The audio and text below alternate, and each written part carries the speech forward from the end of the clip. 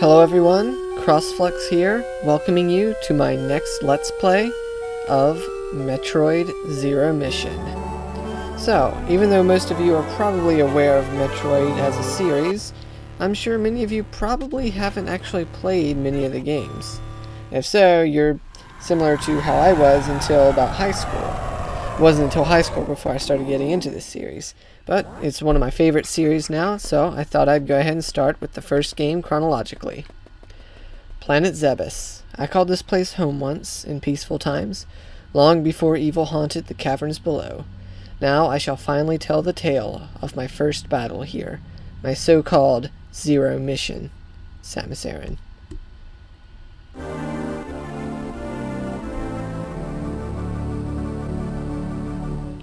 Alright, so we're introduced to the famous intergalactic bounty hunter Samus Aran herself, the main protagonist of the Metroid series. And right off the bat, we have our first permanent power-up of the game, the Morph Ball. Everyone knows this ability, it's Samus's most iconic ability, which is kind of funny considering she shoots lasers and has missiles and all sorts of weaponry. But what she's most known for is being able to turn into a ball. So, pretty handy. Lets us access very small, tiny crevices that we otherwise wouldn't be able to get through.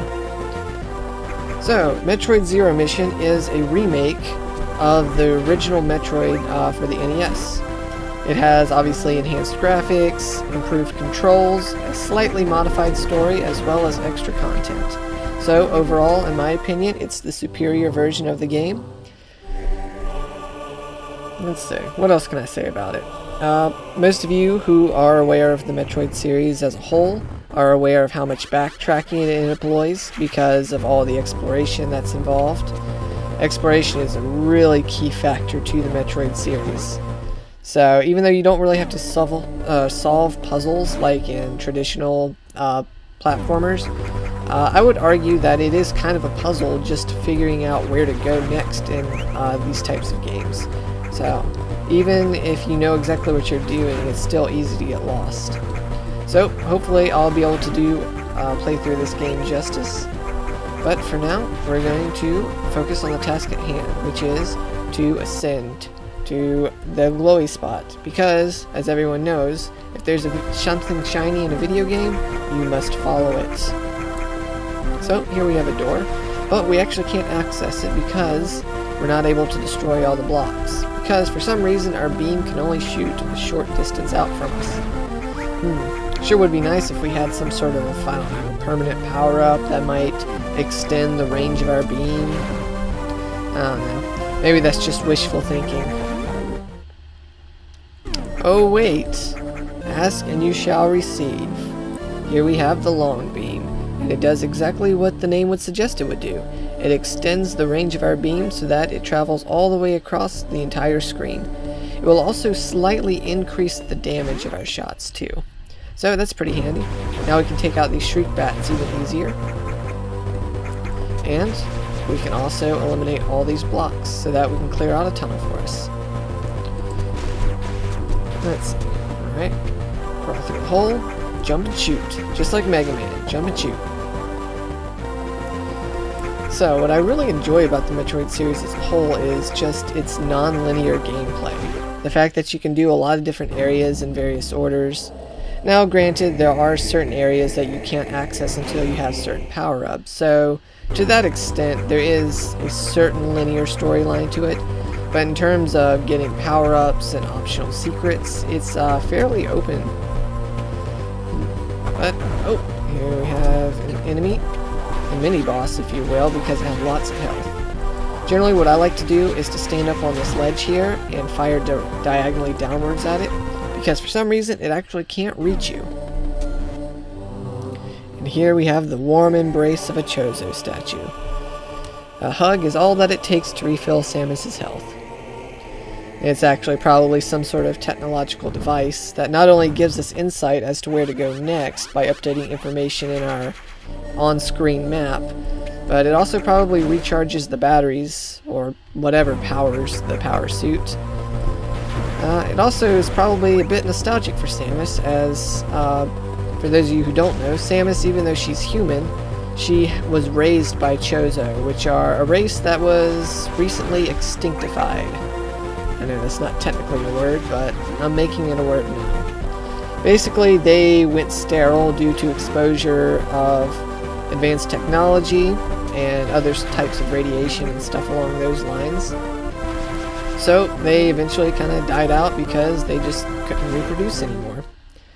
But the Chozo raised Samus since she was a small child because she was orphaned due to a space pirate invasion on her home planet. I forget the name of the planet, it may not even have a name. All I know is that it was a mining planet. But anyway, she was taken by the Chozo, and she received enhanced DNA. She actually has some Chozo DNA in her, which explains why she's so nimble, athletic, and strong. Also explains her intelligence as well. But enough talking about Samus in general here. We have just found our very first missile tank, which introduces a new type of weapon at our disposal. So missiles are a bit more powerful than our power beam. However, they require ammo, so once we've used up all our missiles, we don't have any more. But I sure hope this unstable ground that we pass through here doesn't collapse on us or anything. Or I hope it doesn't reveal a giant worm. That would be dangerous. So, first boss of the game, the King Worm. His main methods of attack are to lunge down at us and to shoot spikes from either side of the screen. Now, the only way to damage him is to roll up underneath of him and shoot a rocket at him as soon as he opens his eye. It's a bit tricky as he's only vulnerable for a very short period of time. But it's okay if you don't kill him on your first try. That fight is timed to an extent. If you don't kill him quick enough, he'll appear a little bit later on in the game, and we'll have a chance to take him out then. But for now, we should just be thankful that we even survived the encounter. I mean, geez, that guy was massive, wasn't he? But heading onwards, one thing I overlooked is missiles also have the power to open up these red hatches. Because if you noticed earlier while I was talking, I was attempting to shoot that door to get it to open, but it wouldn't respond to our power beam. So we needed a new type of weaponry to get through it. I do always find it funny how Samus always opens doors by shooting them. I would hate to invite her over to my house because, you know, I don't want to have to buy a new door every time I invite her over. But enough talking about that. Here we have sacks that constantly spawn these fly enemies. I'm not entirely sure what they're called. I kind of refer to them as bot flies because they're stinky, annoying, and all around unpleasant. But I'm almost guaranteed that's not the official name. But shooting away some ground here, we actually see more missiles, and are reintroduced to the King Worm. So this time I'm going to try and do my best to take him out. So my strategy is to curl into a ball, dodge his attack, and immediately spring up. But all it'll take are 3 rockets to the face, and he'll go down. Upon defeat, he will release the charge beam to us. Once again, these power-ups tend to do exactly what their names would suggest. It's a power-up to our power beam, allowing us to charge our shot. So it allows us to do extra damage with our normal weapon without having to expend missile ammo. Also, this is another goodie that we just obtained, an energy tank. It will permanently extend the life of our character by 100 points. So those are going to be really handy, as some enemies later on in the game can deal easily half of your health in one shot. So you're going to want to collect as many energy tanks as you can get your hands on. So we'll just continue progressing, doing exactly what we can while we can. We're also going to continue to search for that glowing dot up there. So shooting that zoomer on the wall there to get some health. This door to the left here leads to another save room, but I'm not going to walk into it just now since I don't really need to save my progress just yet. But I'll come back to it before everything's all said and done. So, we have a little crevice before us. And a missile door. Hopefully there's something good behind it. And indeed there is. We have the bombs. A power up to our morph ball mode, which allows us to finally attack while in that mode. Because previously all we could do is roll around, but now we can set some bombs, which I'll demonstrate here. If you ever see any of those panels that have the little red circle in it like that, it means that they're destructible to bombs only. So you can't blow them up with your power beam or even missiles. It has to be bombs. So there's a lot of different structural environments in this game, and each one will respond to a different type of weaponry. Let's see, what else can I talk about? Ah, yes, here we go. Here we have a gray door, which won't open until you clear off all the enemies on screen. Even though we don't see any enemies right away, we actually reveal some parasitic enemies by destroying a little crevice that was their home using the bombs. So, the only way to damage those parasitic enemies is by rolling into a ball and laying a bomb. They actually can't hurt Samus until there's at least 3 of them on her. So I just walked into the save room here just to fill it in on our map. Let's take a look at the map actually. So we actually don't have any new shiny locations, so to an extent, we're lost. Not really sure where to go. All I know is that this ledge above us here is too high for us to reach, so only way for us to go is down. Another missile door awaits us, and blowing it open will reveal a map room. How convenient! It's almost like I know exactly what's going to happen. Almost like I've played this game before. Anyways, map rooms are pretty handy as they'll fill out a lot of missing areas to you.